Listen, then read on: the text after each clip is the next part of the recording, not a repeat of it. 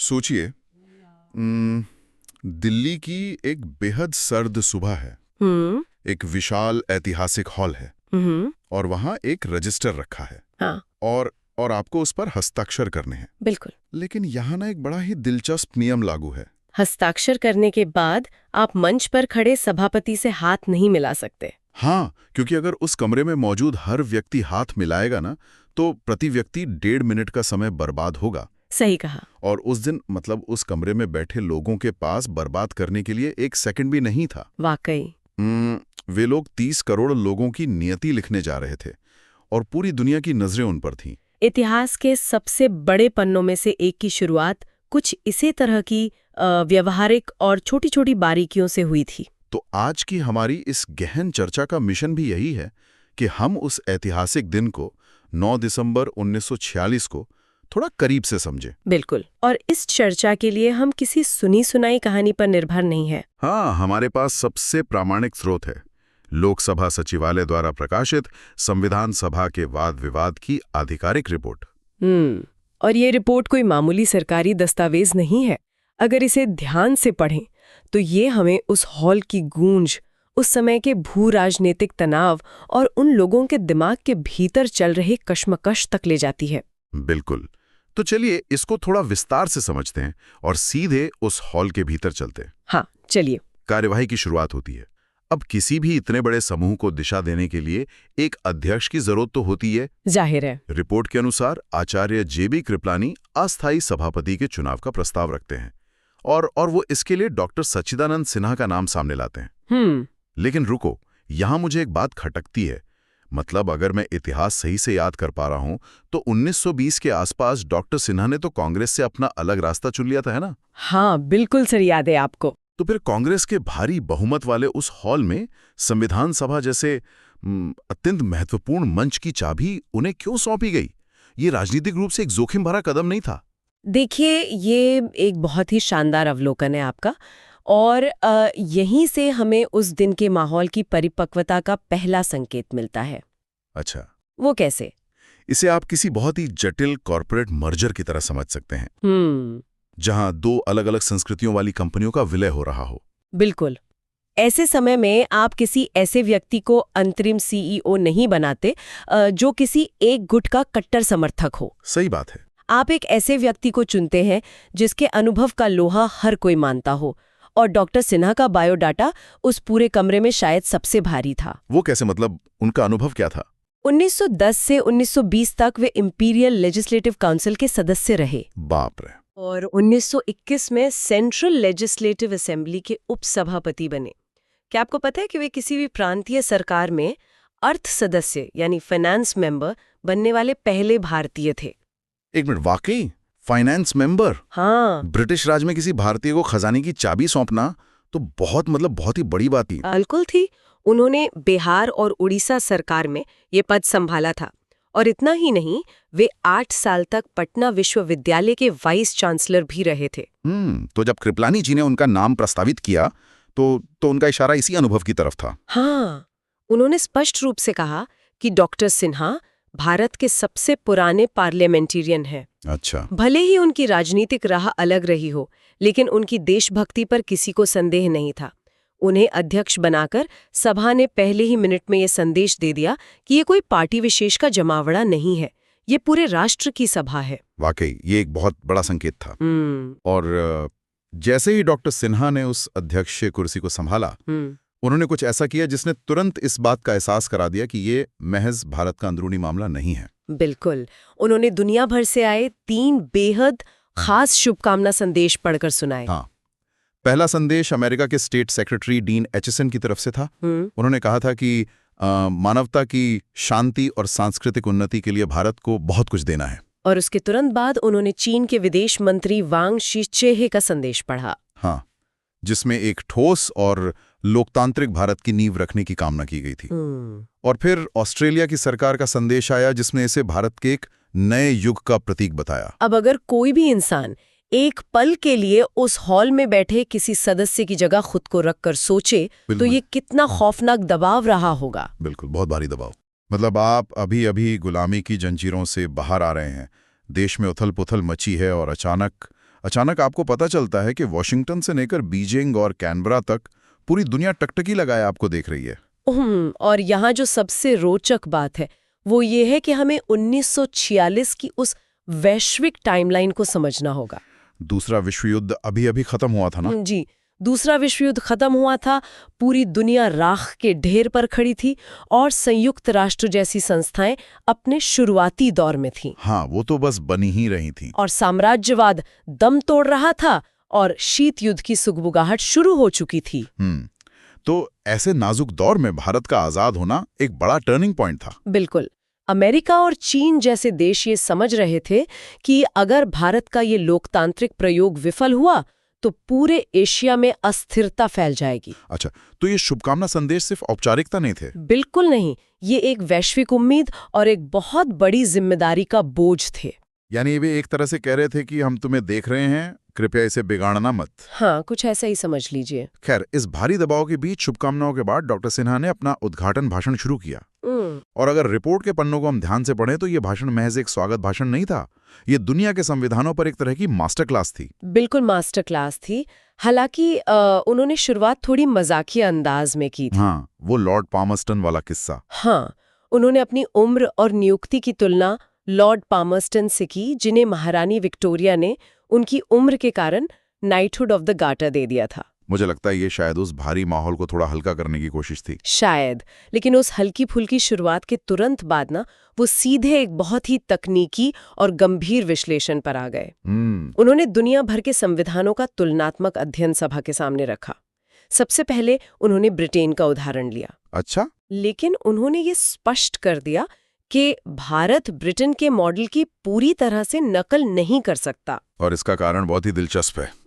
जब हम संविधान शब्द सुनते हैं तो हमारे दिमाग में आता है कि हर देश में एक मोटी सी किताब होती होगी जिसमें सारे नियम लिखे होंगे। बिल्कुल, आमतौर पर यही लगता है। लेकिन डॉक्टर सिन्हा ने बताया कि ब्रिटेन में ऐसा कोई संविधान मूलक नियम या कॉन्स्टिट्यूएंट लॉ है ही नहीं। हाँ, और यही वो मैकेनिज्म है जिसे समझना बहुत जरूरी है। देखिए, ब्रिटेन में संसदीय सर्वोच्चता का सिद्धांत चलता है, यानी संसदीय सबसे ऊपर है। जी, इसका सीधा मतलब ये है कि वहाँ की संसद सर्वोच्च है। अगर ब्रिटेन की संसद कल सुबह उठकर ये तय करे कि उसे नागरिकों का कोई मौलिक अधिकार छीनना है, तो कोई भी ऐसा सर्वोच्च लिखित दस्तावेज नहीं है जो उन्हें ऐसा करने से रोक सके। बाप रे। हाँ, संसद ही सर्वोपरि है। लेकिन भारत जैसे विशाल और इतनी विविधता वाले देश के लिए ये मॉडल बहुत खतरनाक हो सकता था ना? बिल्कुल। अगर यहाँ संसद सर्वोच्च हो जाती तो किसी भी समय बहुमत वाली सरकार अल्पसंख्यकों या राज्यों के अधिकारों को कुचल सकती थी। उन्हें रोकने वाला कोई नहीं होता। शायद इसीलिए डॉक्टर सिन्हा ने इस मॉडल को भारत के लिए सही नहीं माना। आप बिल्कुल सही दिशा में सोच रहे हैं। भारत को एक ऐसे लिखित और स्थायी दस्तावेज की जरूरत थी जो संसद से भी ऊपर हो। मतलब एक संवैधानिक सर्वोच्चता की जरूरत थी। हाँ, इसके बाद डॉक्टर सिन्हा ने स्विट्जरलैंड और फ्रांस के 1789 की राष्ट्रीय परिषद का जिक्र किया। लेकिन उनके मॉडल भी भारत की जटिलताओं के लिए पूरी तरह से फिट नहीं बैठते थे। तो यहाँ पर बात सच में बहुत दिलचस्प हो जाती है। आखिरकार उनकी सुई किस मॉडल पर जाके रुकी? उनका सबसे ज्यादा जोर था अमेरिका के 1787 के फिलाडेल्फिया सम्मेलन पर। अच्छा, अमेरिका पर? जी। डॉक्टर सिन्हा का मानना था कि अमेरिकी संविधान निर्माताओं ने जो व्यावहारिक ढांचा खड़ा किया ना, वो एक लिखित संविधान का सबसे बेहतरीन ब्लूप्रिंट था। उन्होंने समझाया कि कैसे इसी अमेरिकी मॉडल से प्रेरणा लेकर दुनिया के अन्य देशों ने, जैसे कनाडा, ऑस्ट्रेलिया और दक्षिण अफ्रीका ने अपने संविधान रचे। इस पूरे भाषण में कनाडा वाले उदाहरण ने मेरा ध्यान सबसे ज्यादा खींचा। हाँ, वो बहुत खास था। डॉक्टर सिन्हा ने बताया कि 1864 के क्यूबेक सम्मेलन में महज 33 प्रतिनिधि मौजूद थे। जरा सोचिए, सिर्फ 33 लोग। बिल्कुल।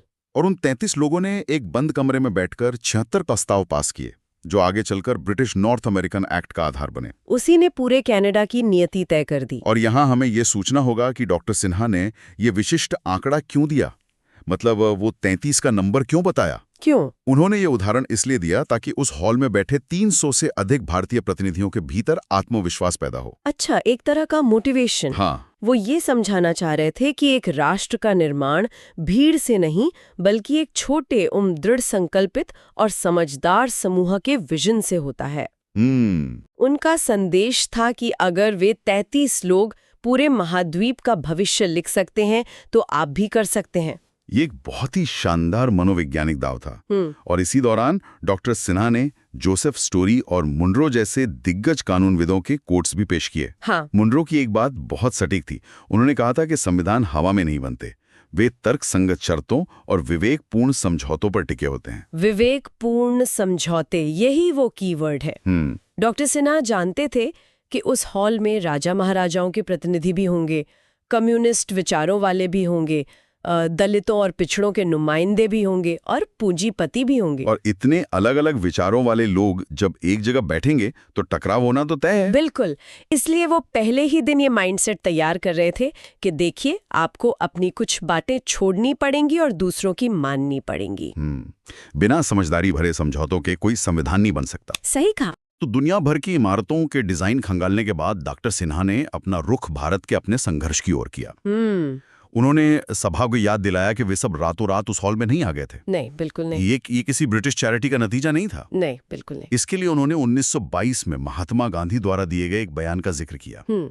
गांधी जी ने कहा था कि स्वराज ब्रिटिश संसद का उपहार नहीं होगा, बल्कि भारत की जनता द्वारा व्यक्त की गई मांग होगी। अगर हम इसे बड़ी तस्वीर से जोड़कर देखें तो उन्होंने पूरी एक ऐतिहासिक टाइमलाइन सभा के सामने रख दी थी।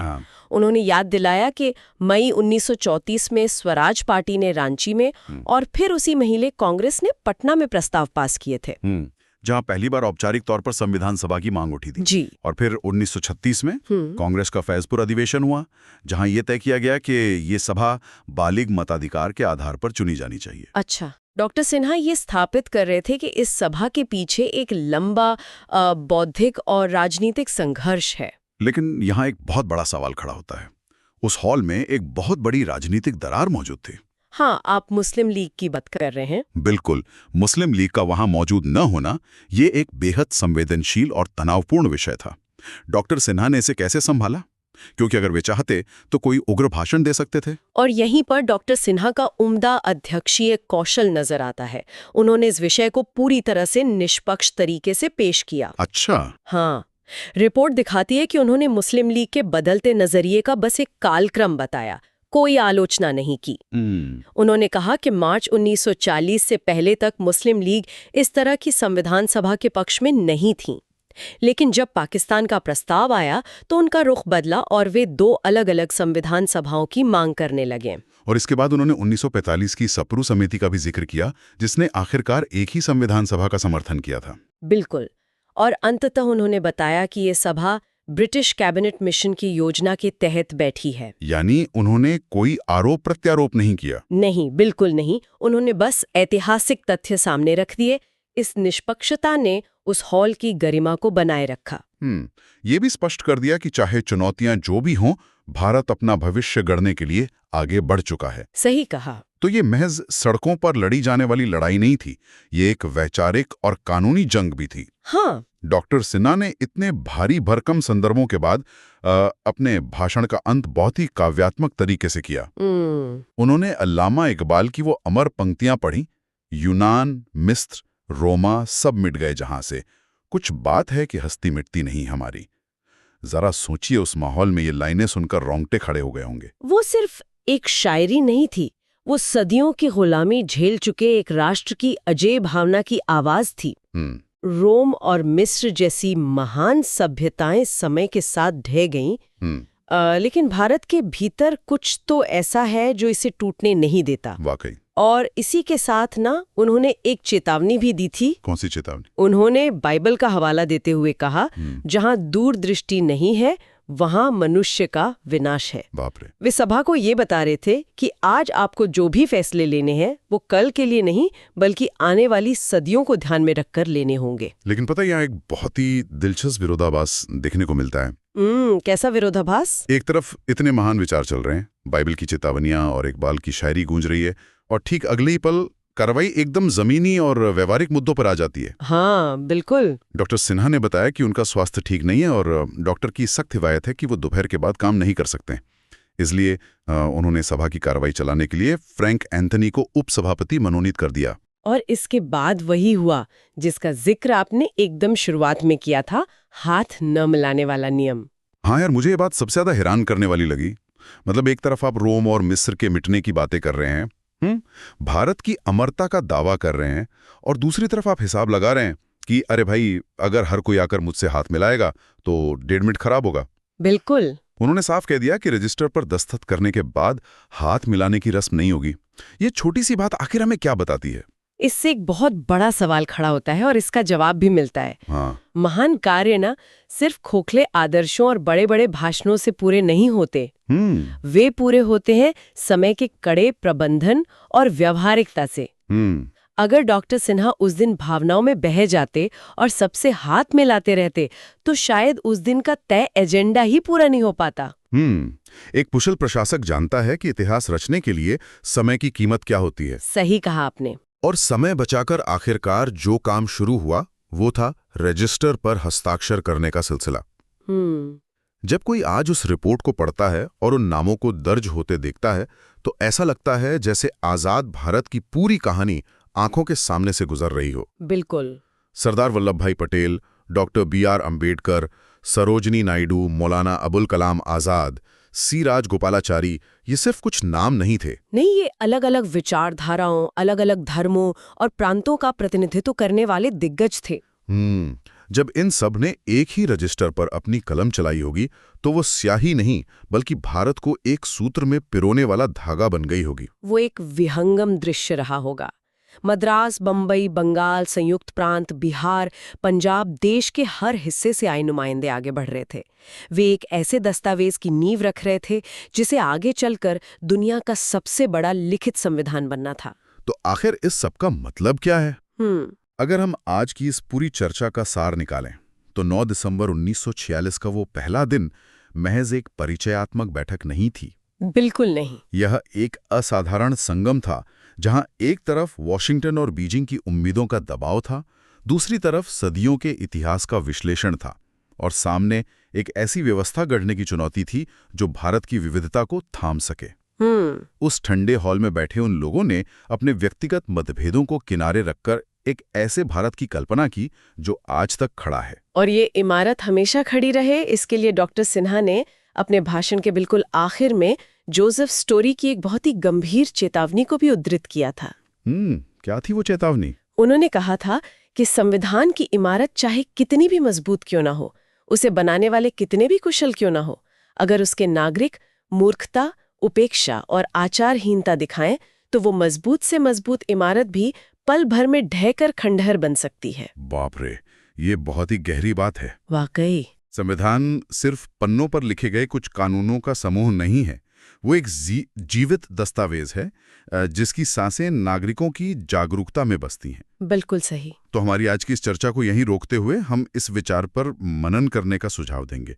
जरा सोचिए, जिन दिग्गजों ने अपने 1.5 मिनट बचाकर, अपने भारी मतभेदों को भुलाकर इस संविधान रूपी इमारत को खड़ा किया था, क्या आज के समय में संविधान को महज एक किताब समझने के बजाय हम नागरिक उसे जिंदा रखने के लिए अपनी जिम्मेदारी पूरी कर रहे हैं? या फिर हम उस उपेक्षा और मूर्खता का शिकार हो रहे हैं जिसकी चेतावनी डॉक्टर सिन्हा ने पहले ही दिन दे दी थी? इस पर जरूर विचार कीजिएगा।